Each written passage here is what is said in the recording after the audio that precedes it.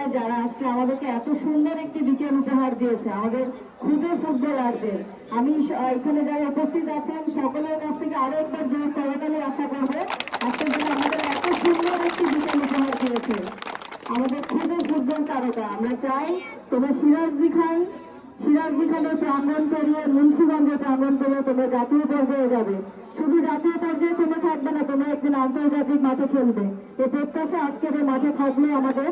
আমি আজকে বেশি কথা বলবো না, তোমাদেরকে অনেক অনেক অভিনন্দন, শুভকামনা। যারা আজকে বিজয়ী হয়েছে তাদেরকে অভিনন্দন, যারা বিজিত হয়েছে তোমাদেরকে অভিনন্দন। পরবর্তীতে তোমরা আশা করবো আরো ভালো খেলা আমাদেরকে উপহার দিবে। আজ পড়াশোনার পাশাপাশি অবশ্যই খেলাধুলা কন্টিনিউ করতে হবে, খেলাধুলার কোনো বিকল্প নেই। আমরা অবশ্যই খেলাধুলা করবো, মাঠে মোবাইলে না, মাঠে খেলাধুলা করবো অবশ্যই। আমরা প্রতিনিয়ত পড়াশোনার পাশাপাশি মাঠে যাব, খেলাধুলা করবো, খেলাধুলার চর্চাটা যেন আমাদের অব্যাহত থাকে। আর আজকে আমি আমার কথা শেষ করব।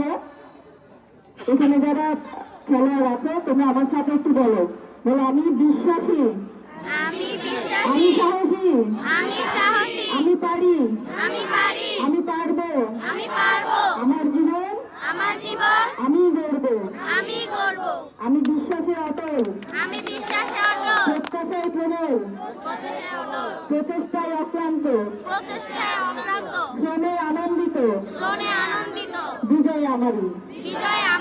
সকলকে ধন্যবাদ জানিয়ে বক্তব্য